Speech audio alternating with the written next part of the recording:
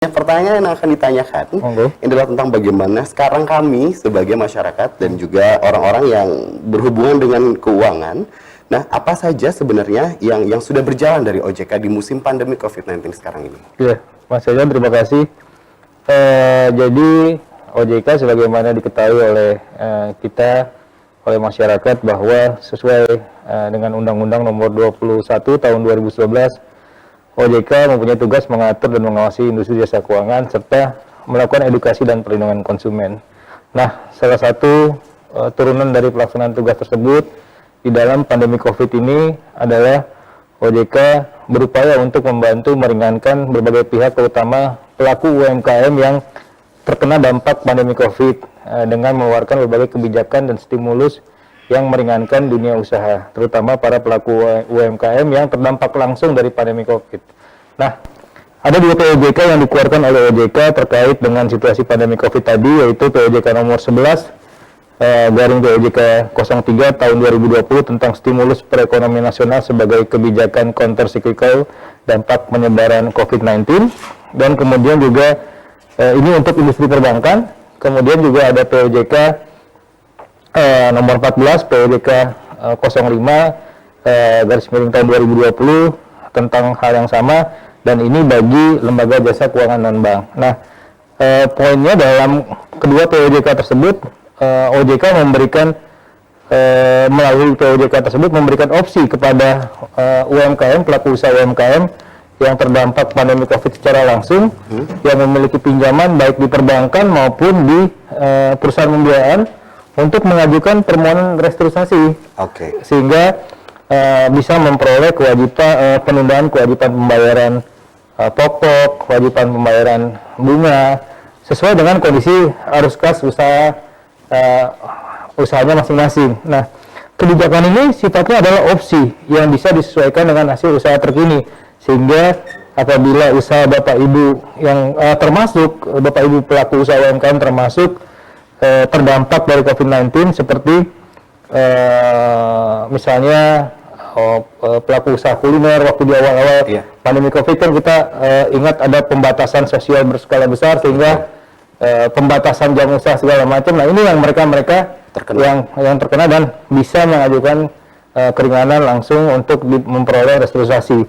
Tapi bagi pelaku usaha lainnya, dalam situasi pandemi COVID ini ada juga loh yang memperoleh justru mengalami peningkatan omset. Betul kan? Misalnya contoh yang berkaitan dengan pelaku usaha yang penjualan sepeda beserta aksesorisnya. Nah, ini kan masker segala macam itu mengalami peningkatan demand yang luar biasa, yang cukup signifikan dan masih berlangsung sampai dengan sekarang. Dan ini ya kepada mereka-mereka ini ya diharapkan tidak perlu untuk mengajukan restrukturisasi kredit, karena biar ruang alokasi stimulus tadi benar-benar bisa dimanfaatkan oleh para pelaku usaha UMKM yang benar-benar terdampak, seperti yang tadi saya bilang, pelaku usaha kuliner atau misalnya transportasi ya, jasa transportasi misalnya. Kemarin waktu itu kan saya kira jasa transportasi juga belum terlalu pulih ya, travel atau ojek online yang harus mencicil pembayaran angsurannya kepada perusahaan pembiayaan. Kemudian juga jasa perhotelan gitu kan, bagi pegawai-pegawai yang bekerja di perhotelan kan, sempat sekali kan kita lihat situasinya, berhenti beroperasi segala macam. Sebagian besar karyawannya dirumahkan. Nah, ini mereka-mereka yang sebenarnya terkena dampak langsung dan diharapkan bisa memanfaatkan kebijakan stimulus tadi. Gitu, Mas. Di musim sekarang ini sebenarnya tugas dan wewenang OJK di Indonesia sendiri dan juga di Kalimantan Tengah, apakah ada perubahan atau ada kebijakan yang dibuat atau seperti apa?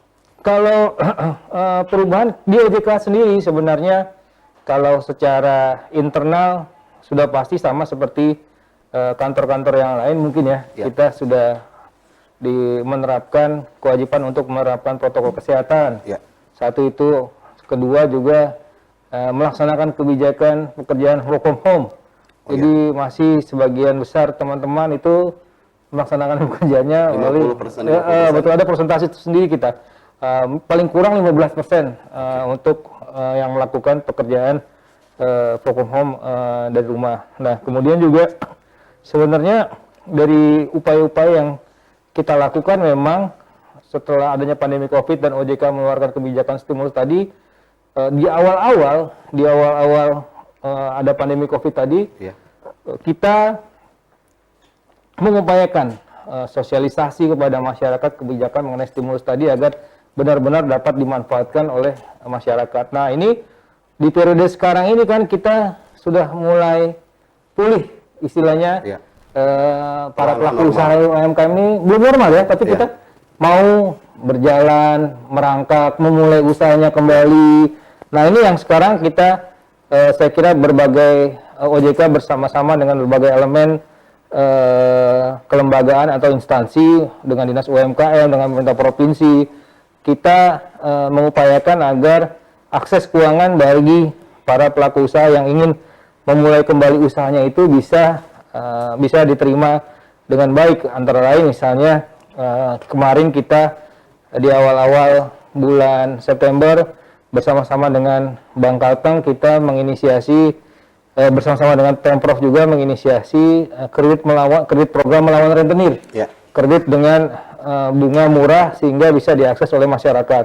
Kemudian juga berbagai industri jasa keuangan yang ada di Kalimantan Tengah seperti Himbara yang termasuk sebagai bank penerima penempatan dana pemerintah, mereka juga punya kewajiban untuk menyalurkannya kepada masyarakat agar para pelaku usaha tadi yang butuh modal,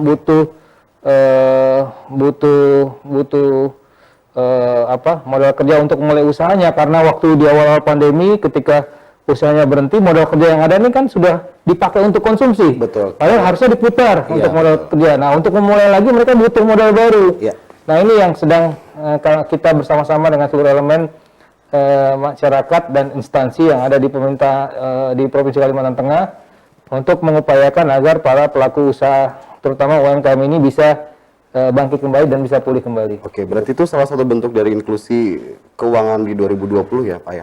Inklusi keuangan sebenarnya adalah buat OJK pentingnya membuka akses keuangan bagi masyarakat karena berbagai survei, berbagai riset, berbagai analisis membuktikan bahwa inklusi keuangan itu berpengaruh terhadap peningkatan pertumbuhan ekonomi terutama PDB-nya. Jadi pernah ada hasil survei dari World Bank yang mengatakan bahwa setiap satu orang yang memiliki akses, penambahan setiap satu orang yang memiliki akses keuangan itu bisa berpengaruh terhadap 0,0 sekian persen bagi pertumbuhan ekonomi di wilayahnya. Nah, ini yang penting.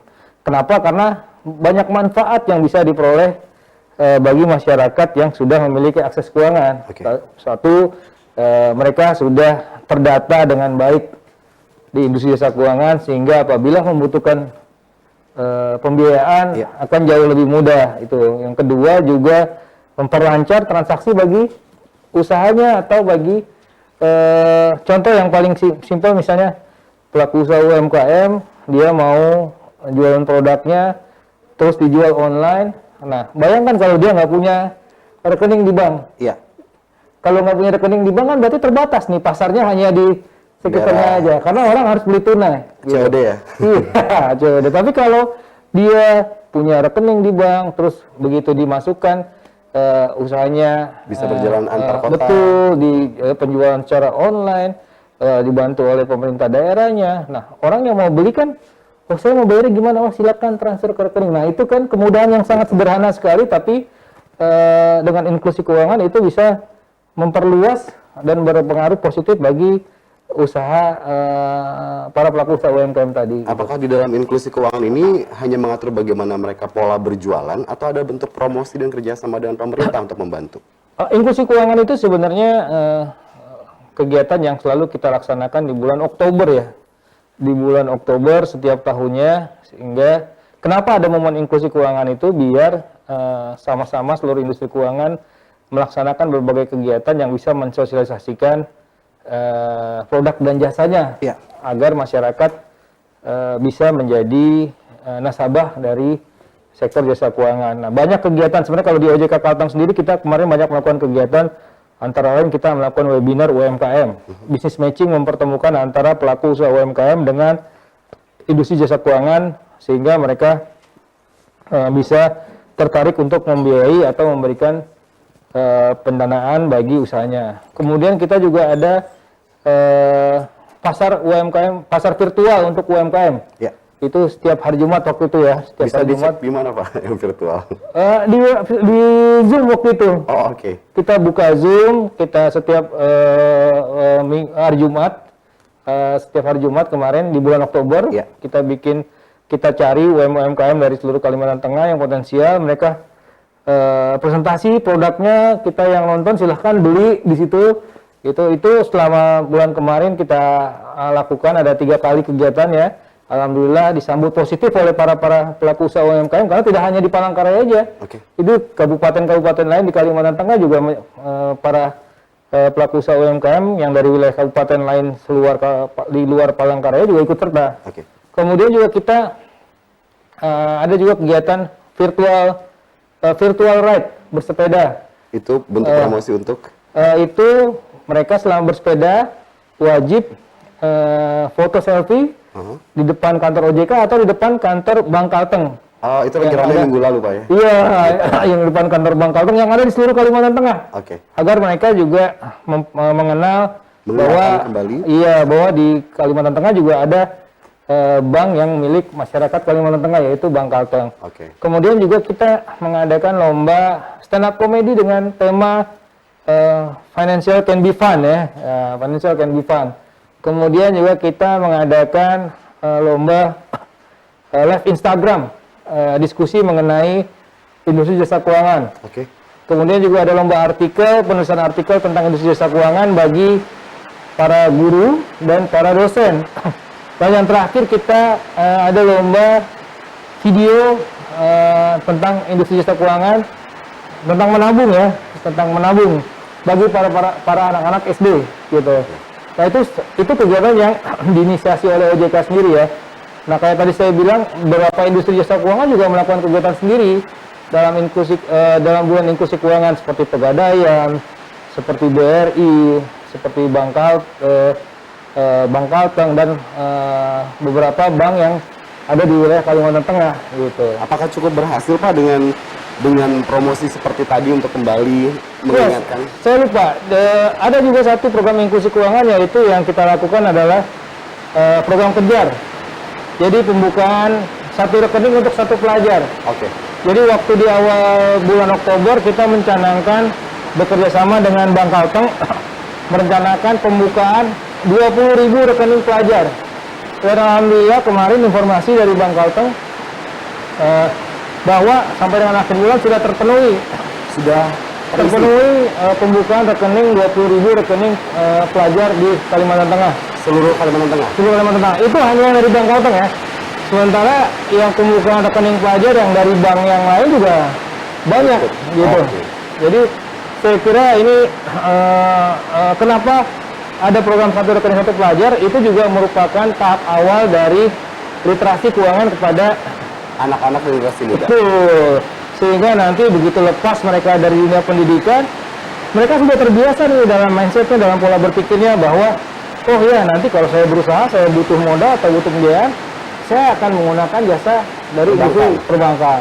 Atau oh saya juga bisa kalau saya mau menabung, saya juga tidak hanya menabung dalam bentuk uang, saya juga bisa menabung dalam bentuk emas, dalam bentuk saham gitu. Nah itu mereka dari kecil, dari mulai tingkat pendidikan, mereka sudah dibentuk mindsetnya bahwa mereka mengenal dengan baik dunia industri jasa keuangan agar jangan sampai masih banyak kan kalau kita lihat kadang-kadang orang yang kalau ke bank itu takut ya. Betul. Saya ngapain sih ke bank, saya takut gitu kan. Bagaimana memulainya, bagaimana potongannya. Betul. Nah ini kalau dari sejak kecil, sejak sekolah kita sudah memberikan literasi yang cukup kepada mereka, mereka juga jadi paham dan tidak mudah ditipu ya, tidak mudah dibohongi dengan berbagai macam penawaran investasi ilegal atau penawaran banyak tuh sekarang melalui SMS pinjaman online yang tidak terdaftar di OJK. Jadi misalnya Mas Caca nih, Tapi itu lebih mudah, Pak. oh iya, tapi Mas Caca coba pikirkan ilustrasinya. Ditawari SMS, Anda butuh uang dana 1 jam Tambahkan. 1 juta, Betul. hanya bayar 1.100.000. Iya. Oke, klik. Oke, Mas Aan, klik oke, install aplikasinya, Ya. bla bla bla, Data dia accept pribadi. semua. Uang yang diterima adalah tidak 1 juta, uang yang diterima adalah 600, dipotong 400.000 oleh mereka. Tetapi kewajiban Mas Cacan adalah mengembalikan sebesar 1.100.000. Betul. Pinjamnya 1 juta, dipotong 400, dapatnya 600. Bayarnya satu. Bayarnya 1.100.000, coba. Oke, betul. Di situ setelah dibayar 1.100.000, ditawari lagi. Anda sudah melunasi, apakah Anda ingin mendapatkan pinjaman lagi? Anda minjam 1.200.000, Anda minjam 1.200.000, bayarnya hanya 1.400.000. Oke. Oh ya, terima. Di pinjaman lagi, bayarnya yang diterima hanya 800.000. Oke. Bayarnya tetap 1.200.000. Baik. Itu bahaya sekali nanti kan? Ini menarik bagaimana OJK ternyata tidak hanya mengcover teman-teman yang dalam usaha bisnis kecil yang terdampak COVID-19, tapi juga bagaimana mengajak untuk anak-anak muda, apalagi generasi muda untuk tetap mengenali perbankan seperti apa dan bagaimana sistemnya. Ternyata itu banyak sekali ya aspek yang akhirnya di cover oleh OJK untuk mengenalkan kembali keamanan, kenyamanan. Justru untuk milenial kami punya segmen sendiri. Kami Oke. punya namanya Ngopi Milk, ngobrol online pelaku industri milenial Kalimantan Tengah. Oke, kita tahan dulu untuk yang ngopi milk ya. Baik, Titik Temu akan mengajak Anda kembali untuk berbicara bagaimana OJK dan juga bagaimana sekarang di musim pandemi OJK menjadi bagian dari pengamanan lebih mudahnya untuk sistem keuangan dan bisnis kita. Kami akan kembali di Titik Temu.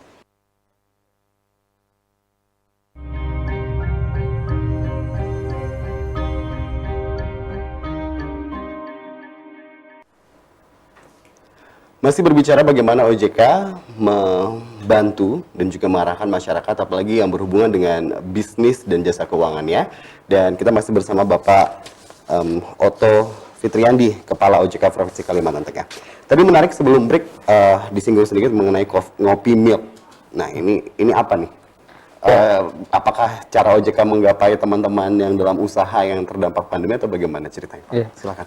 Jadi Ngopi Milk itu sebenarnya kegiatan dari teman-teman di tim EPK, Edukasi dan Perlindungan Konsumen. Artinya itu adalah ngobrol online pelaku industri milenial Kalteng. Karena awalnya kita ingin melakukan kegiatan tatap muka nih, diskusi. Tapi kan nggak mungkin ya. Jadi harus dilakukan secara daring. Nah, kita bikin istilah ya udah kita ngobrol online aja jadinya Ngopi Milk. Tadinya memang mau bener ngopi, kumpul dengan milenial pelaku usaha di warung kopi. Kita bahas apa sih menurut milenial pelaku usaha ini yang dalam situasi ini seperti apa yang perlu dilakukan oleh industri jasa keuangan atau oleh OJK. Karena nggak bisa ya kita bikin dalam format online. Tetapi kemarin kita sempat lakukan tatap muka. Waktu itu kita di daerah kita lihat yang zonanya tuh tidak merah. Oke. Dengan pembatasan jumlah pelaku usaha. Kita sempat lakukan di Sampit dan di Pangkalan Bun ya, Pangkalan Bun. Nah, di sini kita masih waktu itu lakukan online. Nah, dalam kegiatan Ngopi Milk ini kita mengajak para milenial pelaku usaha. Ada yang punya usaha kopi, ada yang punya usaha sambal khas Kota Waringin, Kota Kalimantan Tengah, ada yang punya usaha kerupuk basah. Dan itu kita cukup takjub ya melihat mereka ada yang baru SMA, baru lulus kuliah, tapi sudah punya jiwa entrepreneur. Saya kira itu sangat bagus. Dan kita waktu melakukan kegiatan Ngopi Milk, kita selalu mengajak 1 atau 2 industri jasa keuangan untuk turut serta, sehingga mereka bisa menyampaikan kebutuhannya apa pembiayaan. Nah, industri jasa keuangan akan menyampaikan, oke, kalau nanti butuh pembiayaan, beberapa hal yang harus dilengkapi seperti legalitasnya, harus sudah terdaftar di dinas koperasi atau UMKM. Nah, hal seperti itu bisa menjadi titik temu atau bisa menjadi mismatch matching, sehingga pelaku usaha milenial juga terbantu dengan adanya akses keuangan berupa pembiayaan atau kredit dari industri jasa keuangan, dan industri jasa keuangan juga terbantu ya, mereka bisa mengoptimalkan penyaluran dananya dalam bentuk kredit pembiayaan kepada pelaku usaha yang potensial. Mungkin yang dari awal ini masih kecil usahanya, nanti di grooming oleh mereka bisa menjadi usahanya menjadi lebih besar gitu. Saya kira itu bisa win-win solution lah bagi kedua belah pihak. Berarti mereka ini juga yang terlibat dalam misi OJK di musim pandemi COVID-19 sekarang ini Pak ya. Jadi artinya OJK merangkul seluruh rekan-rekan dan kawan-kawan. Karena jujur saja di musim sekarang itu banyak sekali pengusaha-pengusaha baru yang tiba-tiba berpindah haluan. Ya karena tadi, apakah karena mereka dikenakan PHK, apakah karena mereka berhenti bekerja, akhirnya berubah haluan menjadi pengusaha-pengusaha. Nah, pertanyaan saya nih, bagaimana sih cara kita untuk menggapai OJK? Artinya apakah kita harus mendaftarkan diri, ataukah kita sudah dibantu dengan jika kita mengurus izin usahanya kita, atau seperti apa untuk bisa dalam dan ikut di misi dari OJK yang saat ini ada? Oke, Mas Ican. Jadi kalau di OJK kita sebenarnya punya kantor beralamat di Jalan RT Milono nomor 7 di sebelah gedung kantor Pengadilan Tinggi.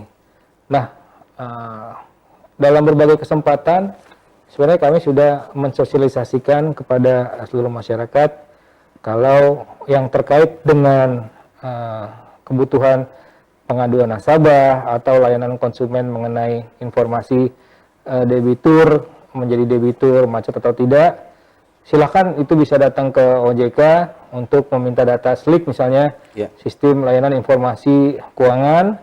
Dulu mungkin kita lebih mengenal istilahnya dengan BI checking atau SID. Nah, atau juga apabila terdapat permasalahan terkait dengan industri jasa keuangan, bisa melalui call center di 157 atau nomor WA 081 157 157 157.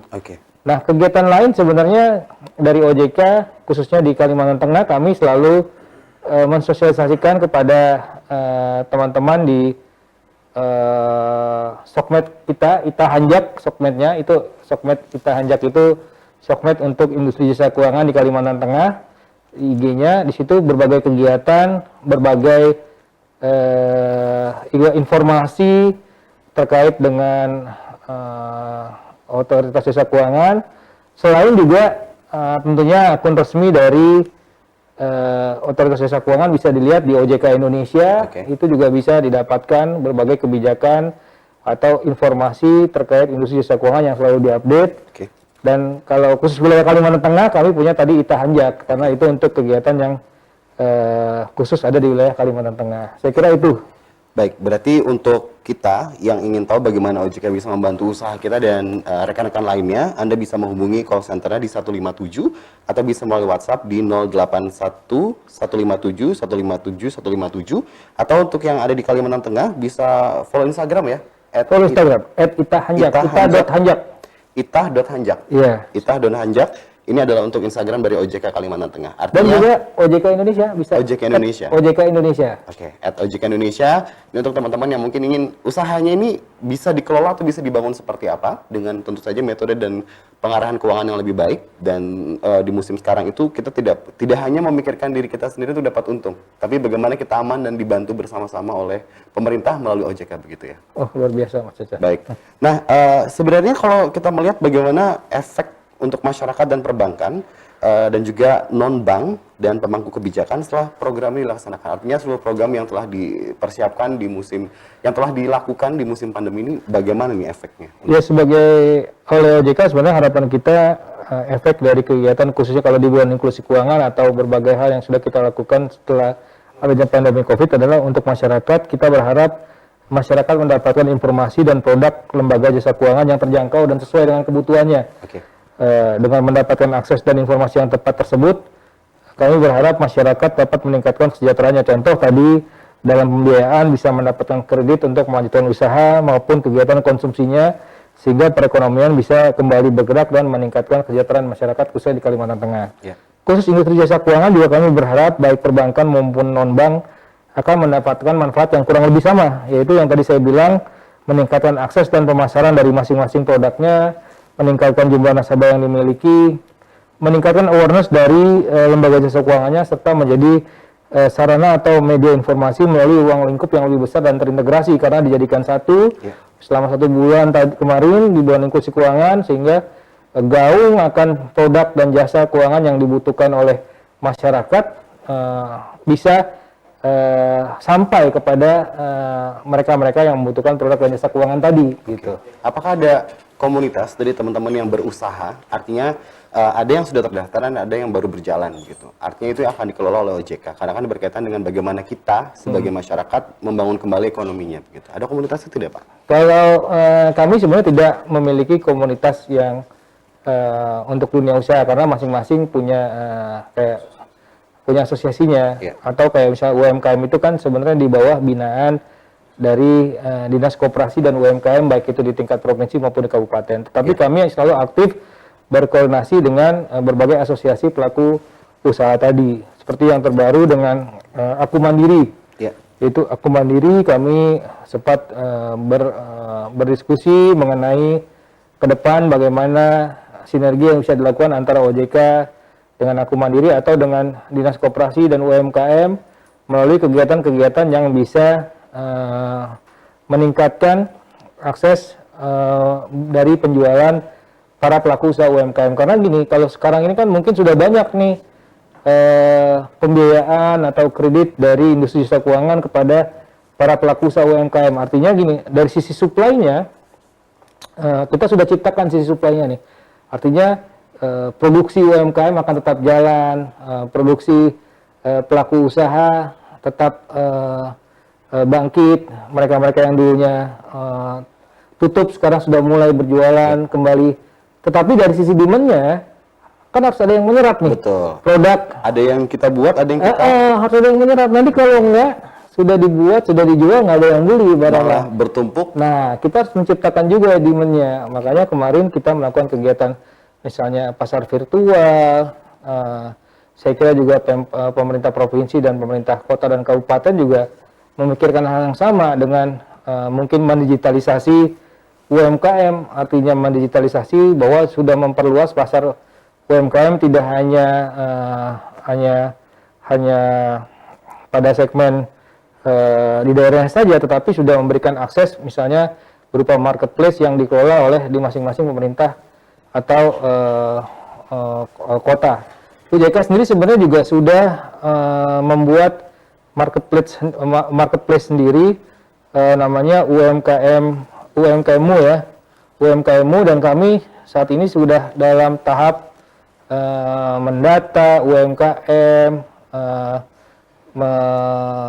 mencari juga mengidentifikasi UMKM unggulan yang bisa kita masukkan ke dalam marketplace.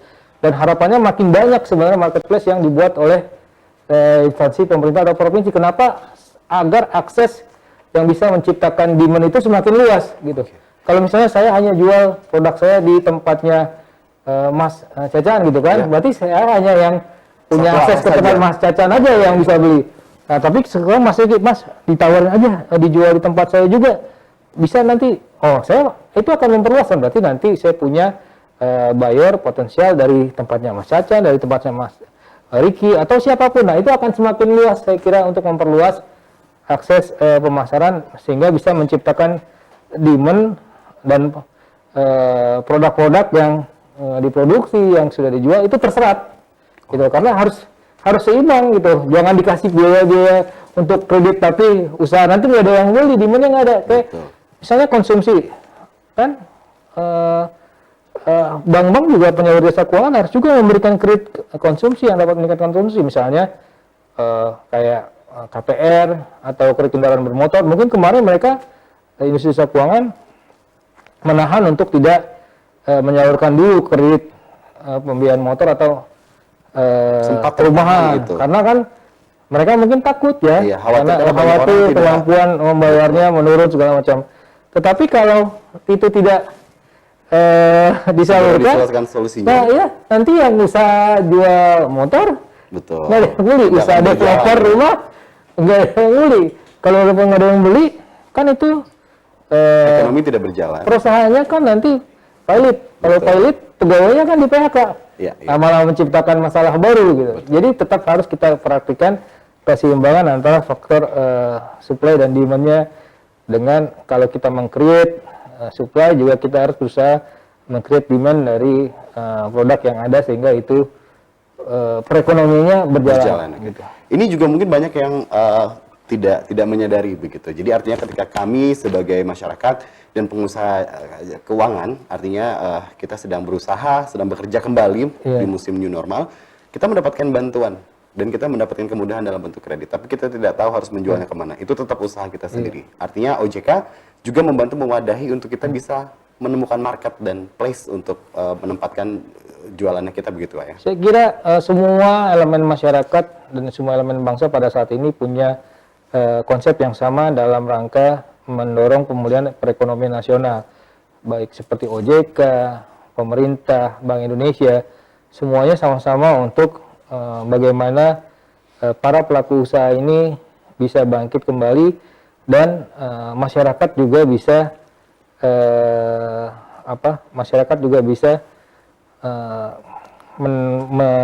meningkatkan kesejahteraannya.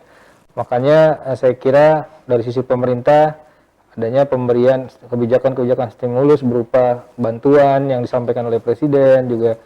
Nah itu dari satu sisi akan mendorong konsumsi sebenarnya, gitu. Kemudian juga saya berpikir bahwa dengan situasi pandemi COVID sekarang, di mana sebenarnya saat ini khususnya kita melihat bahwa para pelaku usaha mulai bangkit. Nah kita juga bisa mulai mulai dengan membantu para pelaku usaha itu dengan misalnya kalau dulu kita pesan dari luar dari luar wilayah belinya belanja online, kenapa nggak beli dari dalam Kalimantan Tengah dulu? Terkadang gitu. kita ingin membeli Pak, tapi kita tidak tahu siapa yang sudah menjual dan sudah membuka usaha itu karena tidak ada yang membantu untuk promosi dan marketnya. Gitu. Nah ini saya kira ini menjadi sama-sama kita semua DFTV saya kira punya akses informasi kepada masyarakat untuk mempromosikan pelaku usaha UMKM. Mungkin syukur-syukur nanti ada program pelaku usaha UMKM bisa tampil di Lihat TV. Mungkin Pak? Nah, mungkin nanti bisa Mas Riki nanti. Mungkin nanti kan bisa tampil bersama-sama sehingga masyarakat tahu tadi kan seperti masyarakat, oh ini ada ya gitu. OJK nih yang iklan ini, OJK yang promosi ini, kan seperti itu.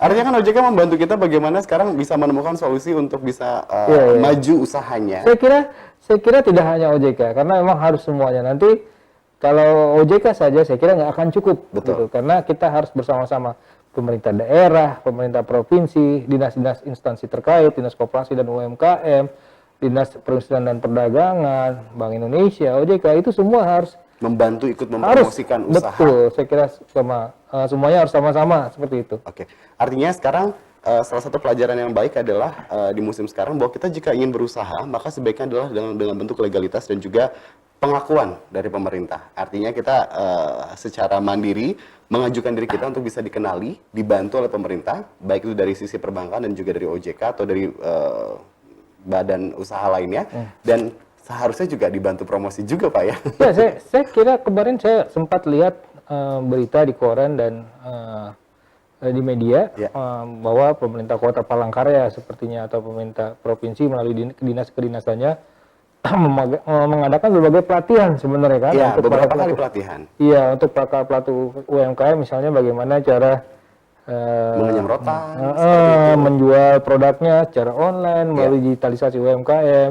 Saya kira itu baik gitu karena itu akan membuka sekali lagi akses pemasaran sehingga bisa memperluas segmen pasar dari para pelaku usaha UMKM tadi. Oke, itu salah satu bentuk bagaimana usaha kita untuk tidak hanya bisa memasak, tidak hanya bisa merangkai, menyusun dan menjadikan sesuatu, tapi ada bentuk perkenalan kita nih yang punya usaha kepada pemerintah tadi ya. Betul.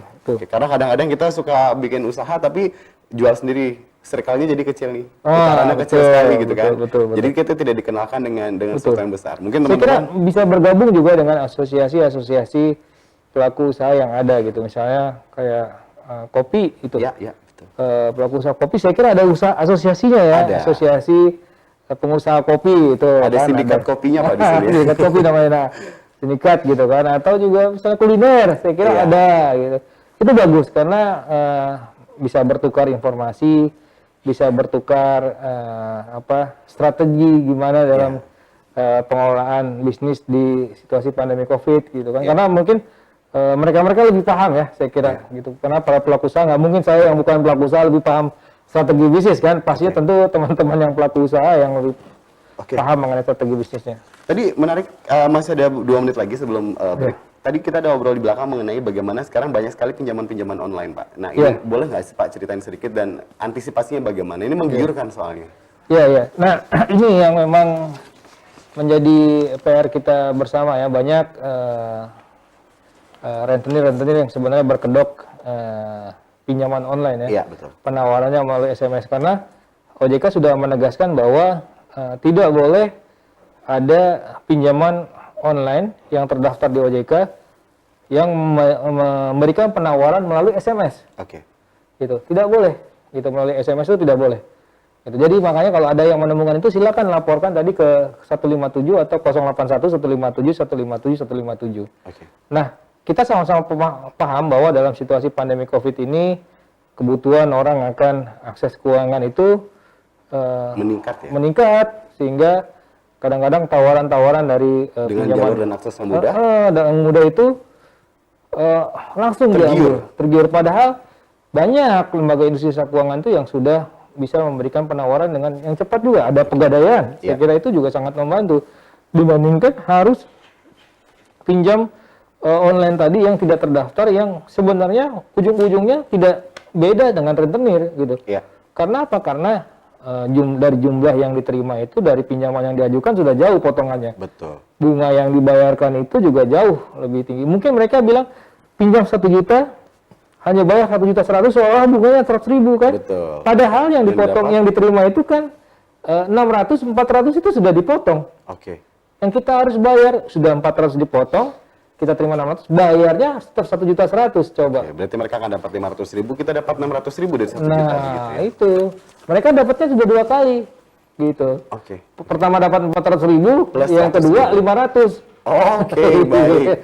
Nah, ini menarik, artinya kita juga mesti waspada dengan adanya penawaran-penawaran seperti ini. Jika memang ada, laporkanlah melalui OJK untuk semua yang sifatnya keluhan dan juga bagaimana komplain tentang keuangan dan biasa ya. Baik, terima kasih. Kita akan masih berbicara lagi karena masih ada informasi yang ingin kita bagikan di titik temu bersama dengan OJK Kalimantan Tengah. Dan saudara, Anda juga dapat menyaksikan layanan dan juga program Dayak TV lainnya melalui layanan streaming di www.dayaktv.co.id. Kami akan kembali tetap di titik temu.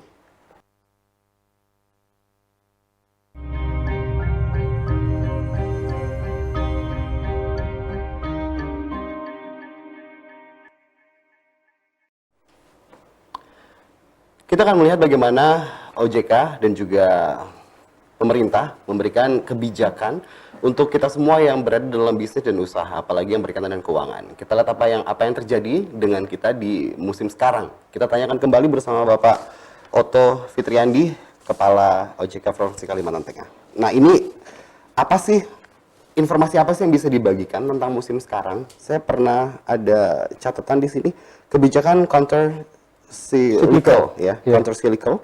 Ini apa ini Pak sebenarnya? Dan ada informasi juga mengenai perpanjangan hingga 2022. Apa ini sebenarnya? Ya, jadi yang kebijakan counter cyclical yang pertama adalah yang saya bilang di awal tadi, yaitu kebijakan atau stimulus yang bisa meringankan pelaku usaha terdampak pandemi Covid, yaitu adanya POJK 11 untuk industri perbankan dan POJK 14 untuk industri keuangan non-bank. Ya.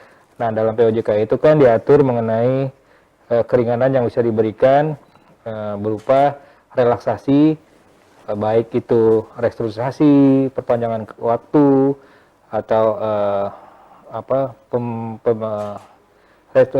pemberian keringanan untuk tidak membayar pokok dan bunga selama jangka waktu tertentu, atau bahkan penambahan modal kerja.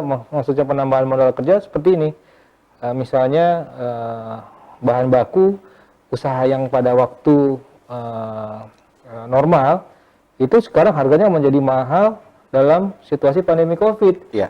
Nah, dengan kredit yang ada nggak cukup nih, butuh tambahan.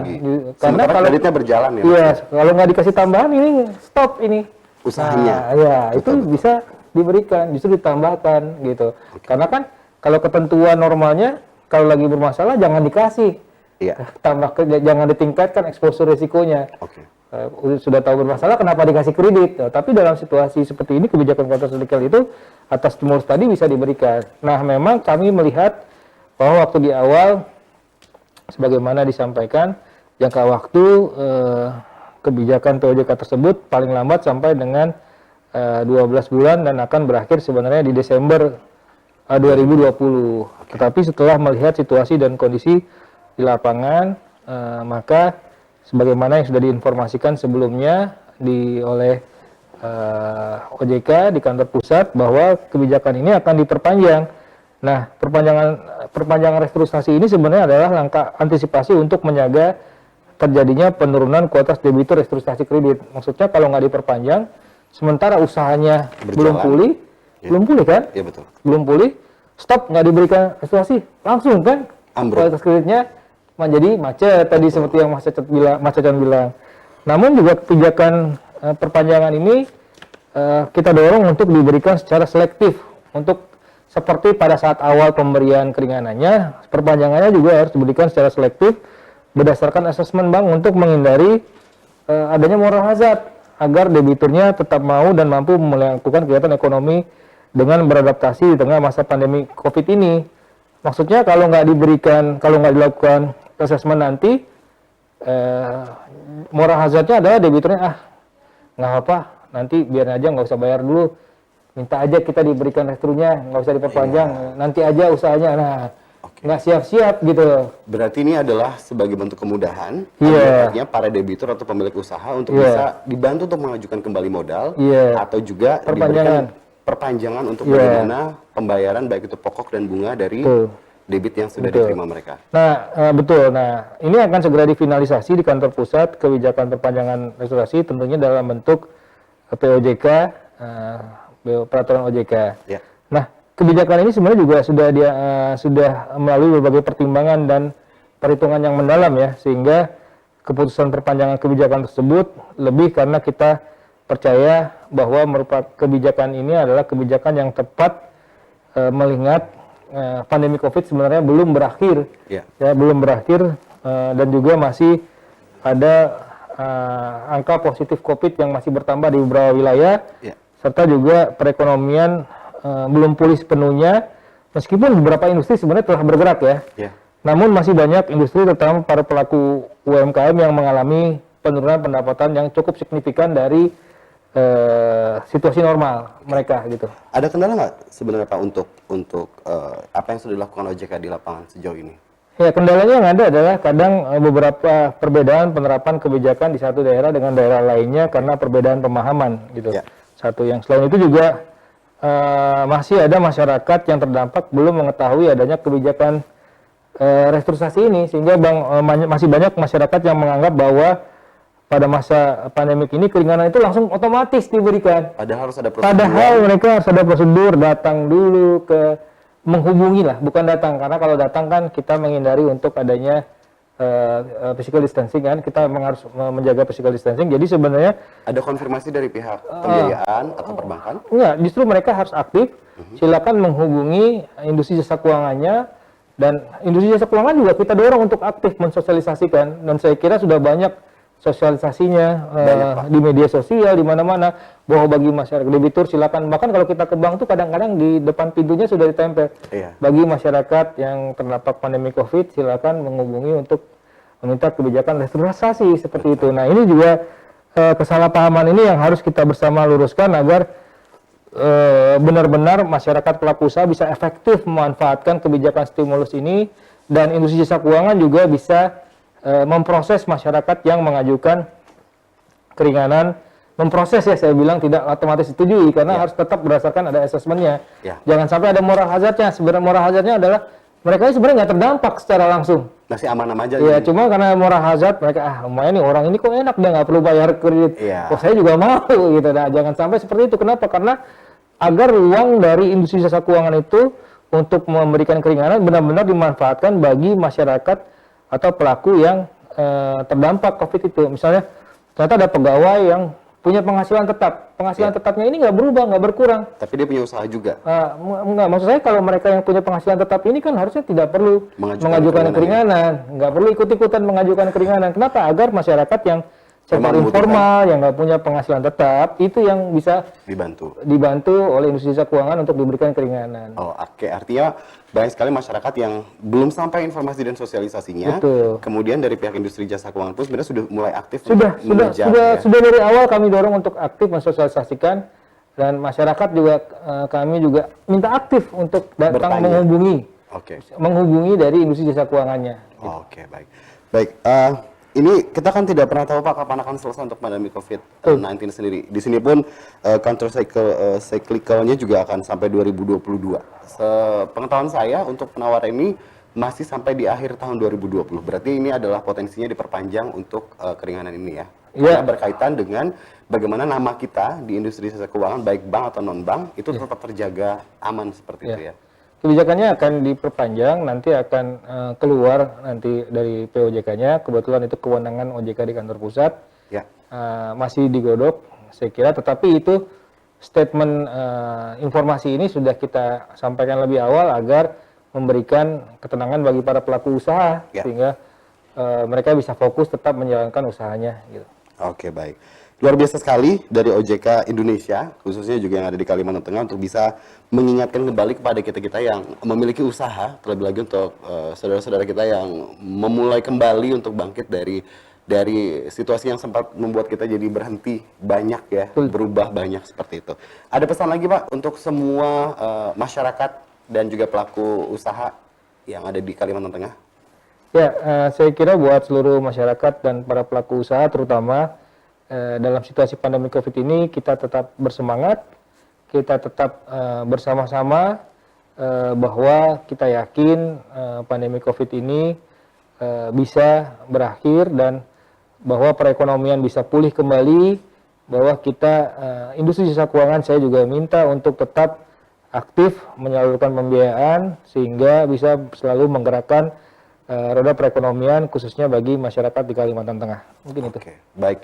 Luar biasa sekali bersama dengan OJK Kalimantan Tengah, dan sekali lagi untuk semua dan siapa saja yang juga terlibat dalam industri jasa, terlebih lagi untuk semua yang berkaitan dengan bagaimana industri jasa keuangan bank dan juga non bank yang sudah dibantu selama prosesnya berjalan, teman-teman para pengusaha silahkan coba nanti untuk dicatat, ini adalah call center untuk OJK Indonesia di 157 atau boleh dengan WhatsApp di 0811 081157 157 atau juga untuk yang ingin lebih tahu tentang bagaimana Kalimantan Tengah dibantu dengan OJK untuk usaha kita bersama, silakan boleh follow Instagramnya di @iftah.hanjak. Ini adalah OJK Kalimantan Tengah untuk Instagram. Terima kasih banyak untuk Bapak Otto Fitriandi, sehat-sehat terus. Terima kasih Mas Chan. Sampai ketemu lagi kita. Siap. Dan jangan lupa untuk sering-sering main ke teman-teman usaha Pak, karena banyak dari mereka yang malu-malu untuk berkonsultasi ya. Siap. Terima kasih banyak untuk titik temu pada hari ini, dan terima kasih untuk Anda yang sudah menyaksikan. Semoga apa yang kami sampaikan juga bisa menemukan solusi dari semua masalah yang ada di kehidupan kita sehari-hari. Terima kasih untuk titik temu hari ini. Saya Chandra Haitami. Sampai jumpa.